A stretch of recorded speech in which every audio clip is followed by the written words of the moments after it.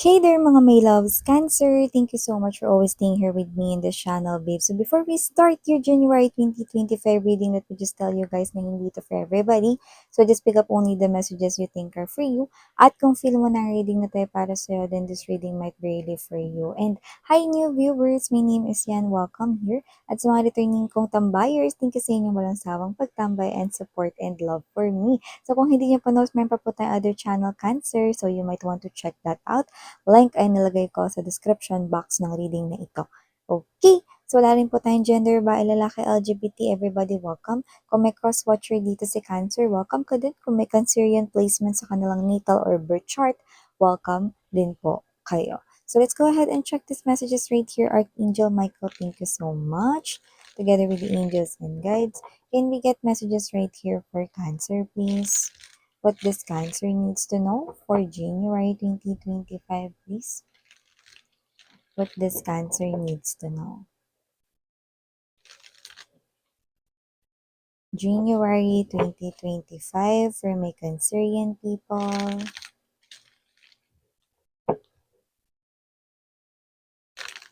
Can you please show me messages for them, please? What this Cancer needs to know. Just take only what resonates with you, guys. You can claim messages if you want. You have your free will na free nyong gamitin anytime, anywhere. Okay? Mukhang gustong tumalsik ng ating Hierophant energy, no? Right next to the Ten of Wands. Ibig sabihin nun, no? Possible na meron ditong promotion na mangyari or maganap sa umpisa ng year 2025 for my employees, no, ng mga Cancerian people dyan. Kaya naman, good thing yon. Pero sa iba, possible na kasal yun or pag-level up ng inyong relasyon ng special someone mo. So, wow! You have here, Cancer, the Two of Cups energy. Two of Coins, Hermit ay present din dito na energy.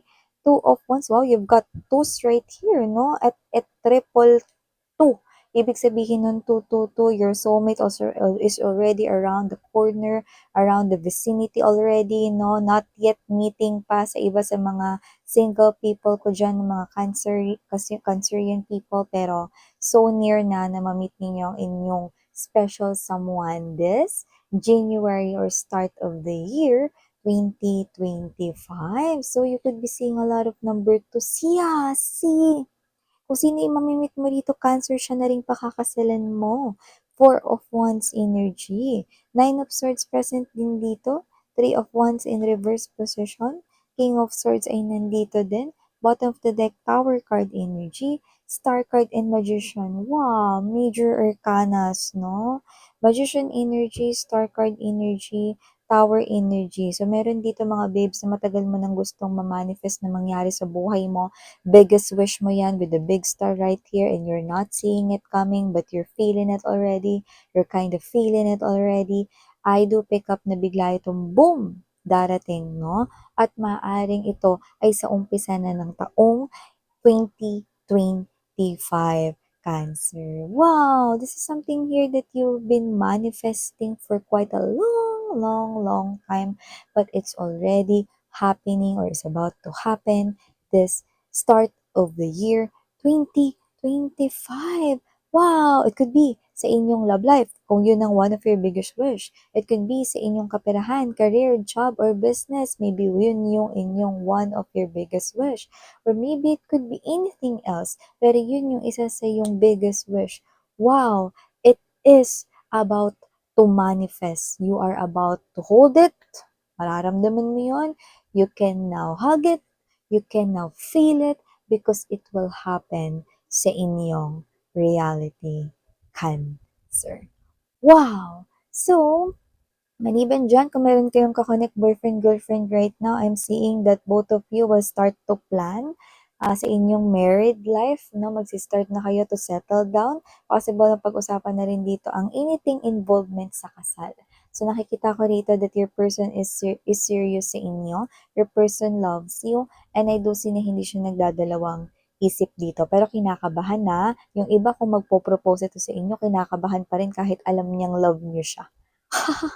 Siyempre iba pa rin talaga 'no, dahil love niya kayo, eh. Siyempre 'pag ganitong mga parang importante na mga bagay 'no, kinakabahan siya kasi isa itong napaka-espesyal 'no, na pagkakataon para sa kanya 'no. So, gusto niya ring ibigay yung isang special 'no, na paghahanda or preparation para sa isang proposal, you know? So, definitely meron ditong mga ma engage na Cancerian people. Kaya naman ngayon pa lang 'no, congratulations Nakshis, dahil ikaw ay about to step na into the higher level of your connection with your partner, 'yan 'no, your fiancé, 'yan taray. Sa iba naman new love 'yan mga mahal 'no, na 'yun na yung pakakasalan ninyo for life at nakikita ko na kung sino man 'yan puwedeng galing 'yan sa malayong lugar or meron ditong as in distansya sa inyo physically. Puwede rin naman 'no, dulo-dulo kayo mga mahal 'no. Kunwari siya sa Batanes, dun kayo sa ano, sa may Mindanao 'no, gano'ng klase ng energy or puwedeng sa ibang bansa siya nakatira tapos ikaw naman 'no, ay galing din sa different country naman. So 'yan 'no, pero pagbubuklarin kayo rito ng tadhana because itong dalawang baso na 'yan ay ang tinimpla ng ating bartender na si Universe, you know. So definitely this will be a happy, like guaranteed na daw 'yon. Magiging masaya ang inyong pagsasama kahit na may mga turmoils at may mga challenges na dumating sa inyong dalawa 'no. Medyo mauuga ang inyong relasyon pero walang malalaglag sa iisang bangkang sinasakyan ninyo. Very good. Kasi nakikita ko rito Cancer na ano man ang pagdaanan ninyo, you're gonna hold your hands like this. Walang bitawan. Bongga. So maliban diyan Cancer, nakita rin tayo ng energy rito. Someone here is hesitating. Not you. I'm getting the energy of someone around you. Nag-hesitate siya rito na lumapit sa'yo kasi nahihiya siya. And sa nakikita ko rito, pwede naman kahit na anong dahilan, pero puwedeng ang pinaka-high chance na dahilan ay ang pera. Puwedeng kailangan niya ng pera, ikaw yung gusto niyang hiraman ng pera, pero nahihiya siya kaya hindi pa siya lumalapit. Pero nakakita siya rito ng chance na sa kung sino man yung lalapitan niya or sa lahat ng lalapitan niya, may chance na ikaw yung magbigay sa kanya. Kaya naman, this person right here, I think iniipon niya pa yung lakas ng loob niya rito to approach you and to ask for financial help, you know. The energy is someone na possible na malapit sa'yo. Puwedeng one of your friends or, you know, nakakausap mo. Puwedeng sa trabaho, ganyan. Yan. So, maliban diyan nakita rin ako dito, eto hindi mo 'to talaga kilala pero ewan ko ba't ganito yung energy niya. Parang medyo malakas yung energy niya to the point na parang hindi siya nahihiya. Iba 'to, ibang mensahe na 'to, Kung sino man siya rito lalapitan ka niya 'no. Medyo mahangin lang yung dating niya, medyo hindi ko lang siya feel.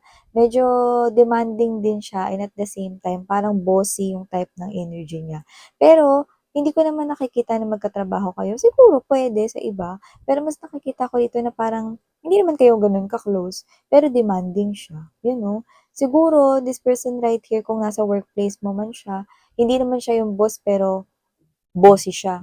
Dapat ibigay mo na sa'kin yan sa ganitong oras, ang oras ngayon ay inurasan kayo, 'no? So, parang parehas lang kayo dito ng posisyon kung trabaho man 'yan 'no, pero ang bossy-bossy niya, you know? At puwedeng bago lang siya diyan sa kumpanya na 'yan or whatever 'no, or ikaw yung bago. Alin man dun, ang energy niya is hindi naman siya boss, pero parang hari-harian 'no, parang hindi siya nahihiya, gano'n yung klase ng energy na parang, "Ano ba naman 'tong gawa mo?" Yung may gano'n. So, parang walang preno yung bibig niya and at the same time, parang wala ring preno yung mga actions niya. Kaya naman, puwede mo yan natandaan or i-jot down 'no. Nakikita ko na baka uminit yung ulo mo, eh, or tumaas yung kilay mo 'no, Cancer. Pero yun nga 'no, this is like a warning on advice or unadvised for you. So, maliban diyan nakita rin ako dito ng someone na posibleng bumisita sa inyo at kung sino man siya na nakikita ko rito na iwe-welcome mo siya. Okay? Hindi siya magtatagal, parang bisita lang talaga. Kung sino man siya na this could be a loved ones, puwede rin naman na kamag-anak or family member 'no, parang babalik rin siya sa kung saan siya galing. Baka work-related kasi kaya siya babalik dun or dun talaga siya nakatira. Pero happy ka to see or to be visited by this person, 'yan 'no. Loved one could possibly be visiting you, ayan 'no. given by the fact 'no, na holiday season ngayon, possible na extended yung kanya rito na vacation, puwedeng gano'n 'no.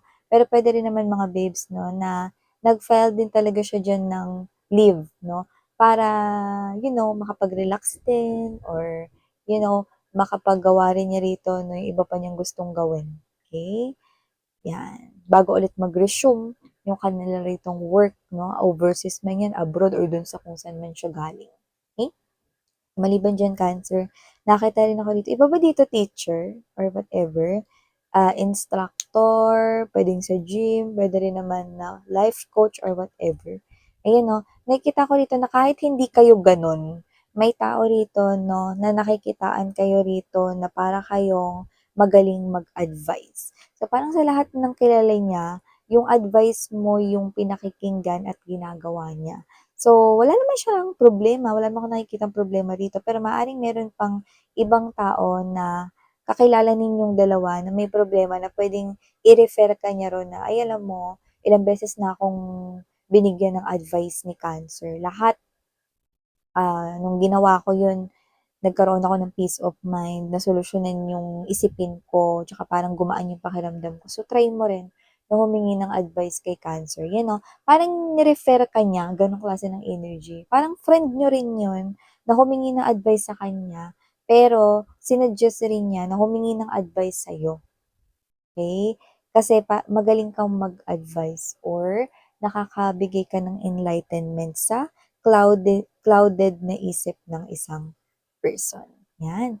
At nakikita ko rin magiging busy kayo January going to ano na 'yan, Valentine's Day. Ewan ko kung bakit kuha natin yung Valentine's Day talaga, pero baka may negosyo yung iba diyan 'no, or may magsa-sideline 'no, na may kinalaman sa Valentine's. Baka gagawa kayong cake, heart yung shape or couple items para sa mga couples 'no, malamang couple items para sa mga couples 'no, may mga gano'n. So, nakikita ko ritong busy kayo, puwedeng sa trabaho and at the same time you're also doing sideline, side racket 'no, at saka may creativity kayo sa inyong energy, maganda yung inyong energy. Parang, mahilig kayo sa arts or creative kayo in some ways. So, nakikita kong pagkakakitaan niyo 'yan, Cancer. So, maliban diyan mga mahal, nakita ko rin dito na may tanong kayo noon-noon pa na posibleng nakalimutan niyo na 'no, sa tagal 'no, puwedeng tanong na 'yun is hindi nasagot.